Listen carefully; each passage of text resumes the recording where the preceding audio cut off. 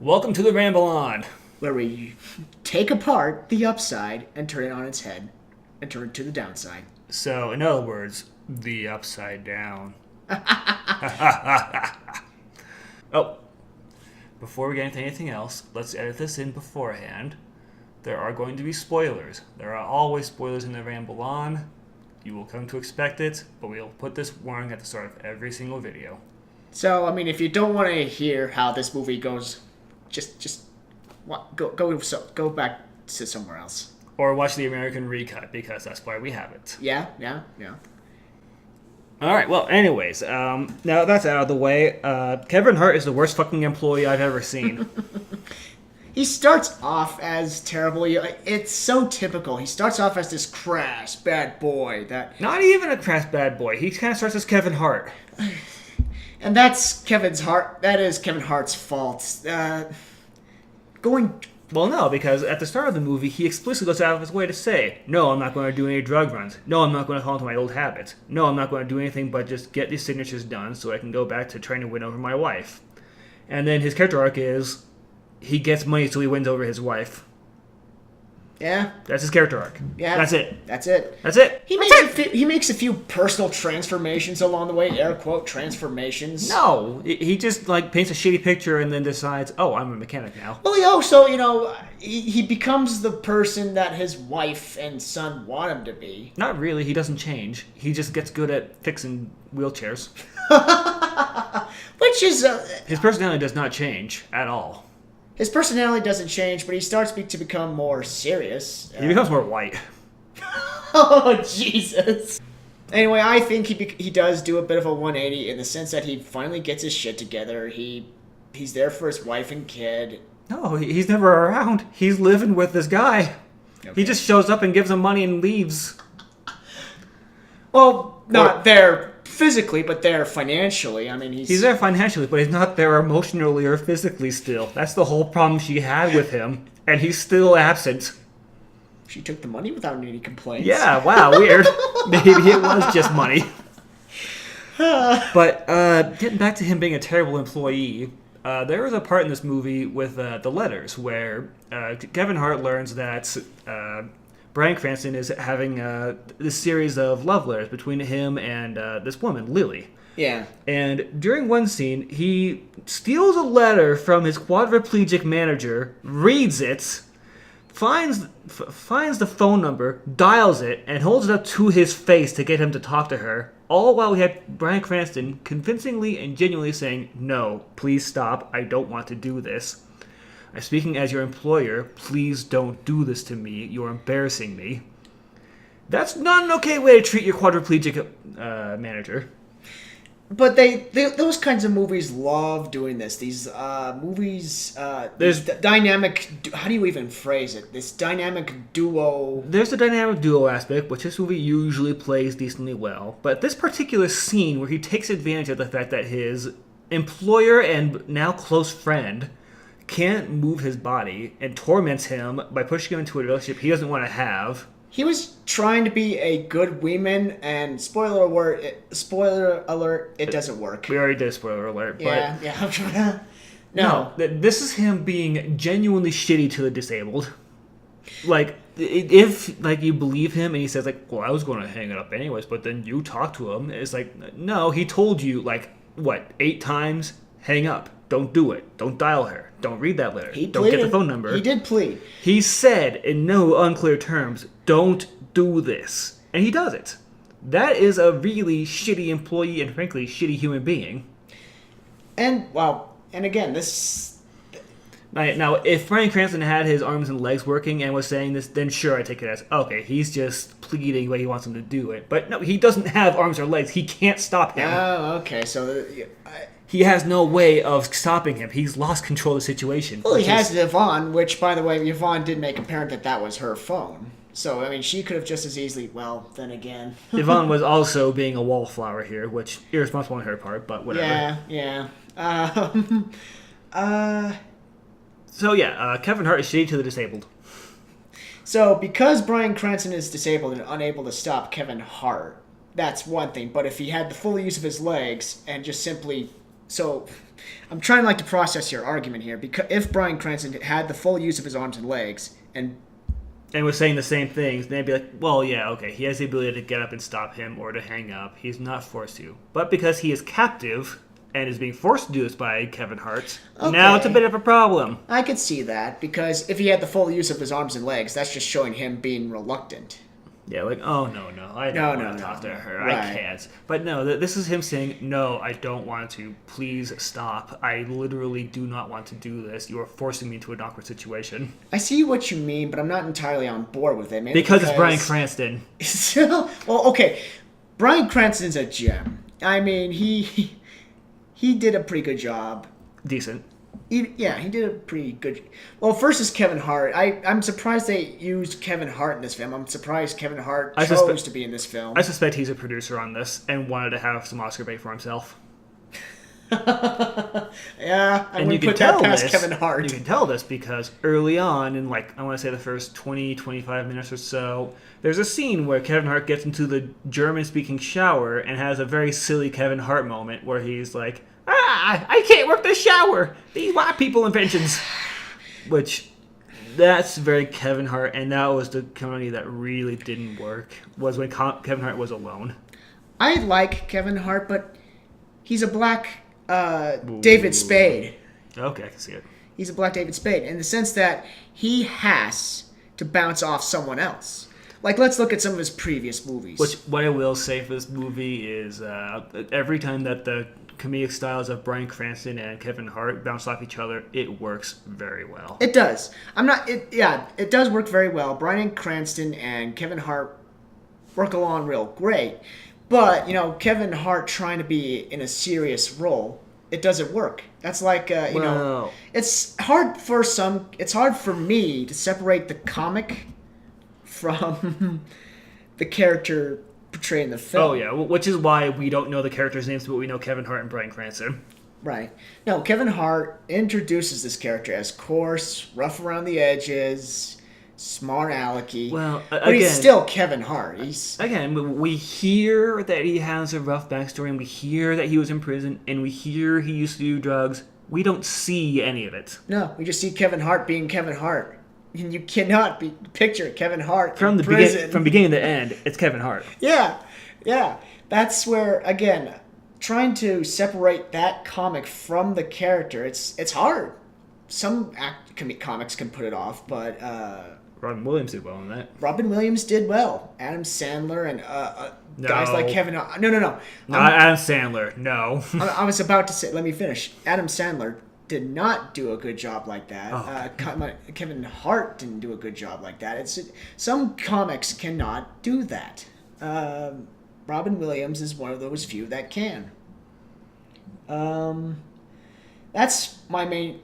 If they casted anyone else, maybe Ice Cube, then I could come... Ice Cube? Okay, God. Probably a bad example.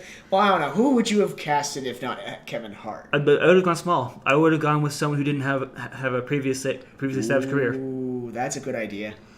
Because if you make an Oscar bait, you want someone that's a new actor. You want the introducing role. Yeah.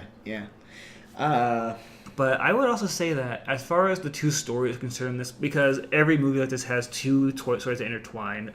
Each of the bros has two stories that come to a head together. Mm-hmm. Yeah. But... Jesus. But yes, they reach out, they touch their heads together, and form a new, long, integrated path between each other with a catheter. But anyways, what I would say is, as far as the two storylines that are involved, which are Bryan Cranston's story and Kevin Hart's story, Kevin Hart's story is woefully incomplete. It moves so fast, you never get the beats of his story, and it all happens off screen by and large. It does. And Bryan Cranston's is just... Bryan Cranston's gets too much focus. I don't think it does. I mean, it's just, the whole dating thing, Well, that's true. That's the other thing, is that for Bryan Cranston's story, it doesn't fucking move until the last 10 minutes, when he gets dumped, immediately fires everyone, goes into seclusion, and then gets driven to the countryside. But going back to what you said, Bryan Cranston's backstory does get more focused as we're treated to all kinds of weird lucid dreams, flashbacks, and I mean, there's obviously the symbolism of he's swallowed up like a baby. He's got the mobile above him. There's like this very obvious weird symbolism where Kevin Hart gets a chance to be a father again to someone, so on, blah blah. Really, but that's all weird off screen. stuff. Well, it's not off screen. This is stuff that's still in symbolism. Because we see that he's put into a high chair. He has to feed him with a spoon. He has to like wipe the dribble off his mouth. He's swallowed up every night. He's staring up at his mobile that spins above him. He's got like opera music playing. It's very much like a baby in a crib, and that's intentional. Yeah, that's a good point. That said, it feels really weird because this ends up being a bromance story, like the rest of Kevin not Hart's a fathering films. story. Like the rest of Kevin Hart's films. Again, if you... If this is a movie about him learning to be a father and taking care of someone, sure. But this is a bromance story through and through. This is not about him taking care of someone. Through and through. That's Kevin Hart's usual spiel. Now, I suspect what happened was the entire movie was made up based on the pitch that we see at the beginning. They're like 90 seconds to 2 minutes of him going to the hospital with this guy who fakes having a seizure to be a bro. Yeah. I suspect the whole movie was based on that one scene, and they didn't know what the hell to do before that scene. Right. That little banter of, bet you $100 that I could lose him. I mean, that is a fun pitch. That's a fun pitch. Like, you have your best bro is crippled as hell and rich. No, it's a good hook, but... Your best bro is Stephen Hawking. Which, yeah, that's how they also kind of introduced Bryan Cranston's character. He's this genius... not philanthropic. Kind of a philanthropist. He throws out his money pretty quick. Philanthropic, rich guy, but regresses into this, like you said, baby man. That's kind of... Except he kind of had his whole business just fixing and flipping businesses. Yeah. Like he got rich doing that. He made some pretty good investments. He has a shrewd, lateral thinking mind. I mean, he wrote books about it or something or another, but... He's basically Donald Trump if he was crippled. And was able to actually flip a business instead of trying to get out of business. And successful, yeah.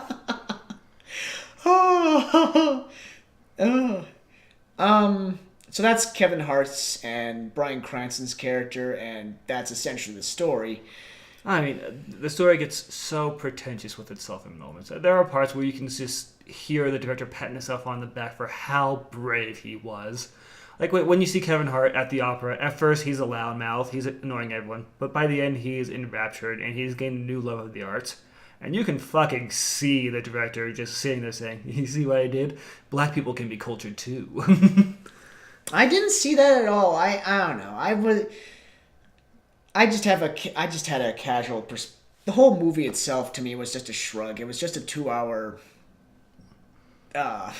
It would have been for me too if I wasn't so concerned that it was really sure that it was the most inspirational movie of all time. I didn't take it as inspirational. Oh, come on. The ending. The ending where it shows them paragliding into the sunset as the opera swells and ends in applause for itself. Movies love... As we see Kevin Hart look up in the window to see Bryan Cranston finally talking to the woman he loved, give him a short nod of approval, and then walk away with his jacket over his shoulder. Throw a fist into the air in the sunsets. Freeze frame. Kevin Hart and Bryan Cranston continue to be friends to this day. And it's not like we've never had films like that before. We've seen that in so many other movies. We have, but those were good. Like I said, this is... I'll give you that. Those were good. This is a Miss Daisy-esque movie where there's a symbiotic relationship where there's this dynamic duo that grow from each other. Don't you forget about me. Exactly. It has such Breakfast Club syndrome.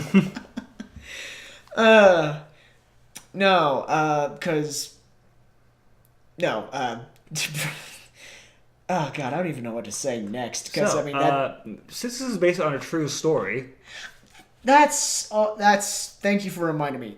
How true is it? I'm going to bet barely 5%. Barely, because it all seems rather hyperbolized. But this is a movie where I could also see the argument that it hamstringed itself by staying too true to real events. Because if there's one thing you can't do in a movie that's based on a true story, you can't stick with the true story because it's boring as hell. People live boring lives. That's just how it works. I think I don't know if you actually told it for what it actually was and not keep it PG-13. A rich guy hires a black guy. Well, I mean, okay, but did that... He gets jiggy with it. He learns to find his groove. Yeah, it does. Yeah, that's true. They threw off the Emperor's groove. Kevin Hart tries to integrate Bryan Cranston into Aretha Franklin. Wean him off some opera and maybe expand his musical palette. They end up having a weird scene where Bryan Cranston finds out, oh, she actually sung opera once, and then he puts that on, and both of them jam to it. Sort of, in however you can jam to opera. Yeah. I did like some scenes though. I didn't totally hate this movie. I had some scenes where I did like the chemistry between Bryan Cranston and Kevin Hart. A lot of the weed scenes were great. No, right. You had scenes where Kevin Hart is rigging up the wheelchair to move extra fast, and that's kind of a fun thing. You have moments where the genuine chemistry between the two actually works. Yeah. Much better than it works with any of the female leads that Brian's supposed to be dating. Yeah. And you have the part of the catheter where it is genuinely funny because you have this great melding of the two styles where you have Bryan Cranston constantly giving quick one-liners and laughing at the funny situation while you have Kevin Hart making funny faces and looking awkward. Right. It works so well together. I love that scene. Right. Me too. No, I mean, come on. It's a great comedic beat where you have Kevin Hart cover up Bryan Cranston's boner and saying, "We were just talking about you." Everyone, even me, I was giggling at all that. It was just hilarious. It's a great scene, and there are those moments that work like that, but there's no plot. Not overly scatological, not overly... It was just... No, it's just two guys zinging each other. Two guys zinging each other trying to get a catheter in. I think that perfectly sums up the entire movie. The parts where you get to have Kevin Hart and Bryan Cranston fall in love are wonderful. Everything else is kind of, we've done this before. Essentially, these writers took well-renowned comics and tried to put them in a serious movie. Real talk, I think this is a remake of Intouchables with Kevin Hart. Now, okay, I never saw Intouchables. Same story. Same story. Is Kevin Hart in it? No. Who's in it? I don't know exactly who's in it, but I know that based on what little research I did, this is basically a remake of Intouchables, not an original story. So this kind of reinforces the assertion that we've had tons of movies like this before. Yeah. But like you said, they were good. Yeah, that's the big thing is if you're going to pat yourself on the back, make sure you make a good film first, and you can't be laughed at for it. Right. No, you can't be laughed at it. Otherwise, you just kind of take away any serious tone you tried to create in the movie.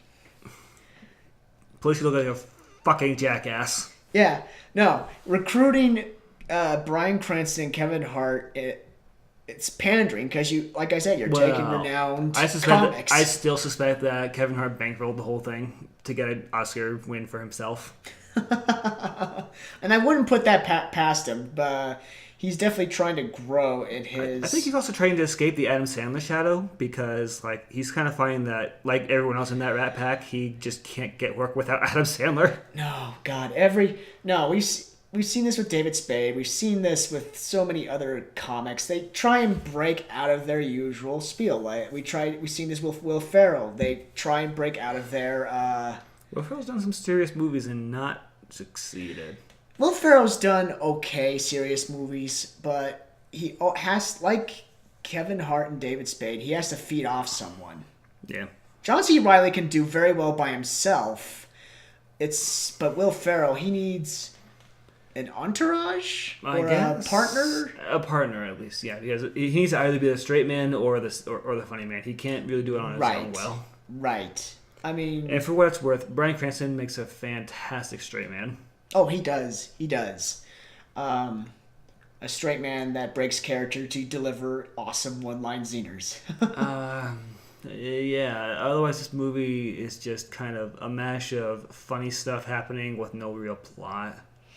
They had a direction, but their delivery of that direction... They have a direction in the last 10 minutes.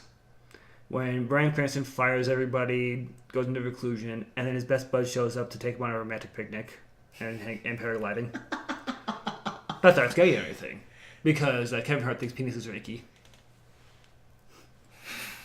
What?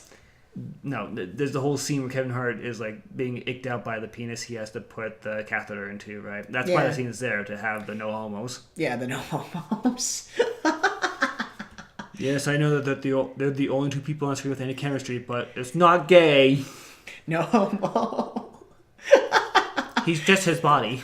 As Nicole Kidman's character Yvonne walks in on the two with Kevin Hart immediately covering him up. I think the other scene that really works in this film, though, is the destruction scene where they break a bunch of stuff and they kind of end up falling into giggles after they destroy a bunch of shit. And like Bryan Cranston gets over being pissed off. Yeah. I think that's one scene that works. But I do feel like it was shortchanging his character hard when the entire catalyst of the plot is he goes on a date and gets turned down and becomes a raging monster of insecurity and awfulness. Yeah. That does. Like, she noticed I was crippled. Fuck everyone, you're fired, Kevin Hart. Get out of my mansion. That sounds like such a that sounds like such a Beauty and the Beast kind of ordeal. I was going for that, actually. Get out! And that's exactly what it was. Again, no homo, but pretty homo. But pretty homo. As Bryan Cranston reverted to a shell of a man that he was without his little buddy. He grew his beard from the other movie where he's hiding in a house. I think it was called Bryan Cranston's in a House for an Hour. Now that should get him an award. It did decently. Wait, that's actually a movie? I thought you were kidding. No, it's a movie where he hides out in this house and watches his family through the walls. What? Yeah. Man, you could put Bryan Cranston in almost anything and that would work. I don't think he even has dialogue in that movie. Oh, come on. Wow, okay. Untouchables and, what's the name of this movie? It's not Untouchables, it's Upside. No. I meant the one where he's watching it. I'm just listing the movies I need to watch for the next. The name of the movie I was thinking of was Wakefield. Oh, Wakefield? And he's just a recluse watching his family, huh? A man's nervous breakdown causes him to leave his wife and live in his attic for several months. He lives in an attic. In his attic. All right, Untouchables and Wakefield. That's another movie more movies I need to watch. I like how we kind of deviated from this movie to talk about other movies. That's kind of telling of this movie, isn't it? Reminded me of something else. A better movie. Yeah, right. I mean, I brought up Miss Daisy twice now? If you somehow came here for an actual review and not just us rambling for a bit, you're gonna be sorely disappointed because this movie's a shrug. Fine. It's not terribly offensive. I mean, there's some parts where you have to say, "Is it okay they treat him like that? Is it really okay to have the black guy being snubbed by everybody in white society? Should we really pretend this is a Banksy picture? Isn't that kind of fraud?" It's not cringy, but it's just... It gets pretty cringy in places. For me, it was just there. It was just there. It didn't stand out. It didn't inspire me. It didn't... I liked it enough from a casual perspective, but, Spider-Man Forget. I'm with you. You kind of phrased it perfectly. It's not a movie you would see in theaters. It's not something you would stream. It's... Wait for a lifetime. Yeah. Just as you're flipping through channels. Okay, one thing I want to talk about too. When I went to go and see it, when you went to go see it as well, did you notice a bunch of Christian movie ads before it? Yes. Yes, a ton of them. Why? What was this? What was? I suspect that this has a lot in common with the inspirational true story of a guy who prayed and got saved movies. Oh Lord! Or miracles can happen. Oh Lord! Oh Lord! Please forgive us for insulting your chosen one. Your chosen one. Yeah. Oh, Bryan Cranston, for which we beseech unto thee. Thank you for saving this film as best as you can. Oh, Kevin Hart. Oh, Kevin. We should not have doubted you. The shower scene was hilarious. I was just too blind to see it. Now that I'm thinking about it, Okay, actually, one thing I want to talk about too. You talk about how Kevin Hart's character is played up as being like this tough guy who's a real jerk-ass. yeah. I thought he came across as a fucking hobo. Yeah! Totally a hobo. He's just a hobo. Yeah, I mean, he may have muscles, but he's still a hobo. Like, he walks into the bedroom, lies on the bed, and falls asleep, like, in his filthy-ass street clothes after he has no house. Yeah, and I hate to say this, because I'm short as well, but his height does not help him. There are some scenes where it sticks out so bad. Nicole Kidman Yeah. towers over him. Speaking of effects, yeah, there's one scene where, like, he walks out, and, like, you see, like, Nicole Kidman looks, like, 3 feet taller than him. Yes!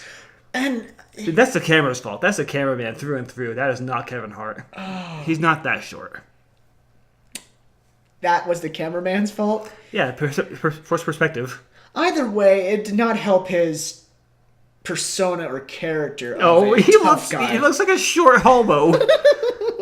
He does. All right, well, if we want to get into rewriting ideas for like how we would rewrite this to be interesting, I would say to have Bryan Cranston's reason for hiring him not be because he keeps it real. He's a real street man, the kind of person that can make me into someone who can have a sense of humor, but because he's someone who's vulnerable and in a position where he can push him around. Because that way, when you have them get pissed off, you don't just have Bryan Cranston get pissed off at him. You have him get pissed off at Bryan Cranston for pushing him around. Right. You have them get mad at each other instead of just a one-sided thing. Right. Oh, that's a good point. And then the other thing is, you know how in the movie there's this like plot thread that goes fucking nowhere, where he steals his copy of that book. Yeah, Huck Finn. Huck Finn, yeah. He steals his copy of Huck Finn, and it gets returned to him, and he just says, "That's cool." On a side note, I like how the kid's more mad about it than Bryan Cranston. Like, everybody on that side, Kevin Hart's side of the family is mad about it, but Bryan Cranston's cool. He's like, yeah, whatever. You stole it. Yeah. Fuck it. I It's got fine. it back. It's good. But you know what really pisses me off? The party I had. Ooh, how dare they throw me a party. Ooh. But my boyfriend stole my book, so it's fine. That threw me. Like, wait, that makes you mad? But the book thing, I would be more pissed about the book. Yeah. Like, he was like, oh yeah, books are meant to be read. It's okay. It's fine. It's like, well, okay, do you want to give it back to the kid? No, I'll keep it. Okay. Bryan Cranston. That plotline really went nowhere, huh? Yeah. No, you know, I mean, it's like you said. Which to me tells me which side of the fence the movie really was on as far as which is worse, being crippled or being black. Being crippled and rich, obviously. Oh, yeah, you know, because, I mean, say what you will, at least you have full use of your arms and legs. Well, no, like, this movie tries to put them together as like, oh, well, I'm crippled and rich, that means people ignore me. And then they say, well, I'm black and poor, that means people ignore me twice as hard. And the movie just said, yeah, the rich guy has it way harder. Oh man, this guy has it so bad, you won't believe how bad he has it. This guy's losing his wife and kids and has a history of family violence and crime. Whatever, he'll be fine, he's black. Who hasn't? Yeah, who hasn't lost their wife and kid? Oh, God. But no. Bryan Cranston, he's having such troubles. He's so deep and tortured. He needs to be saved. He can still get an erection, so... He sure can. Just stick with the ears. No, you know, I mean, and it also kind of played it off like Bryan Cranston's the mind, and Kevin Hart's no, I'm the brawn. such as the brawn is. Yeah, but if we're talking rewrites, then that's the first thing I would do is make it so that the specific reason that Bryan Cranston hires him is because he's weak and able to be pushed around. That gives a natural character arc for both of them. Because Kevin Hart's character now becomes more self-confident and more confident in his abilities. And Bryan Cranston becomes soft-hearted and realizes that there is a real potential that he was ignoring before in Kevin Hart's character. Right. They both grow as people. And that increasing kindness is what leads Bryan Cranston to date, get spurned, and then date again with Lily. And then that self-confidence is what leads him to finally return home and actually pay alimony and apologize because he now has the self-confidence to not need to put up a bluff of being tough. Right. That leads to a natural, like, plot, which this movie could have used. I mean, it's about the both of them, or at least it should be. It is. It's a duality movie. It should be about them both growing. But Bryan Cranston's character definitely hogged the limelight. And didn't more. grow. No. He didn't grow at all. In fact, he rebounded and got worse, and then kind of bounced back up again. Yeah, that just kind of happens. Like, it's a yo-yo thing. Like, that guy he fired 3 months ago just shows up. Hey, want to go for a ride? Fuck it. Let's go. Okay, we're at the hospital. What now? Gun it. Like Kevin Hart said at the start of the movie. Speaking of, that is the least satisfying payoff to that thing that I was playing like 2 hours before I've ever seen. Like, the beginning of the movie begins with them driving to the hospital and, like, being tells me, like, well, what now? Well, what's the answer? I'm just going to drive away. That was a little... That was very unsatisfying. But I wanted that to be a skit. I wanted that to be a whole thing. And also, you know, I mean, like...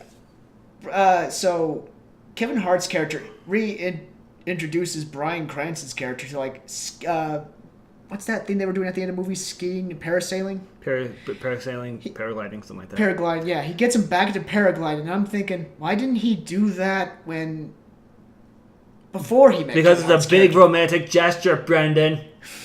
He needed to win back his lover. And that's that, oh my god, that's that whole hyperbolization that these kinds of movies love that make me believe that can't be based on a true story. That's so exaggerated. I feel like Kevin Hart should have organized it so that he went paragliding with Lily and not with Kevin Hart. If you really are worried about the no homos, then do that. Yeah, God. I mean... Instead of the romantic sunset paragliding. I liked how the date had to excuse Kevin Hart from the whole table. And Bryan Cranston didn't care. Like, hey, guy, you mind giving us a little... Yeah, that's what should have happened, is Bryan Cranston dismissing him and not her. Because Bryan Cranston is dependent on him, true, but not emotionally. Right. Not in the sense of like, oh, I need you to take the date for me. Right. I mean, she can feed me. I mean, you don't need to be here for this guy. Even if she's kind of creeped the fuck out by me. I mean, yeah, even then. No one likes a third wheel. What Bryan Cranston does, apparently. A little bit too much. But again, as they exhibited in that one scene, no homo. Not that there's anything wrong with that. No, nothing. Yeah, but as far as if I was going to rewrite it, that's the big thing I would change, is have the reasoning for the meeting be a little bit different. Keep some of the scenes, maybe give Kevin Hart less solo scenes because they don't work. They go tonally and comedically against the movie. And again, I do kind of stress maybe recast someone else. I think Kevin Hart works as long as we get rid of his solo scenes. Don't make him do all the lifting himself. It doesn't work. Which, well, again, I struggle to separate Kevin Hart. I would also cut down on some of Bryan Cranston's scenes, or the silly scenes that are just filler, and more on give us at least 2 or 3 more scenes where we emphasize that the book being stolen was a bad thing, or B, actually, you know what we could do with the book thing? The book being returned to him is the turning point for Bryan Cranston when he realizes, wait a minute, this guy isn't someone I can push around. This is someone who actually has some real will to him. This is somebody who's willing to take what he wants. I respect that. Right. No. That's what that scene ends up being, instead of just being, that's cool, whatever. Yeah, they just discarded it. So, that scene would get more importance, if you ask me. Yeah. As far as my rewrite goes. And then another scene or two where Kevin Hart doesn't just take his son to do things, because that's very surface level parenting and frankly kind of bad. But instead, we have scenes where he spends time with his son, and like maybe a scene where like without Bryan Cranston. Let's like he returns home, hangs out with his son, and his son has homework that has to be like the opera. He's like, oh, I've actually seen a few shows. Would you like me to tell you about these shows? And he has a bonding moment with his son. Right. A real bond through their love of opera. That would have built up Kevin Hart's character more. Also, do we remember any? We just been referring to the characters by their cast names. Do we remember any of the? Fuck no. Nope. That's what this movie is. You don't remember any of the characters. Okay, come on. If Kevin Hart's wife is in 3 scenes, should I really know her name? No, not at all. Not at all. Or, God, it was just solely Bryan Cranston and Kevin Hart, and it does kind of. I mean, Lily was there. Nicole Kidman. Nicole had Kidman was there too. lines. She's around, but she kind of plays the grumpy old. I don't like this new guy. He's going to have to win me over. She was the third wheel. The eternal third wheel. I guess there's there's a physical bromance. trainer. There was a physical trainer whose plot importance is to find Kevin Hart and say, "You gotta help your lover. He's in a bad shape." Which Nicole Kidman's character could have easily done. We could have easily had her do it, but no, we had to bring in the fitness trainer for something. She was more like eye candy for Kevin Hart. You know what I would have liked? Kevin Hart to actually score once. Yeah! And not just like the hookers that he hires. I mean, like... They hinted at a romance with this trainer. He is constantly fishing for someone to be interested. I want someone to take the bait. Right. Have that show up in the movie.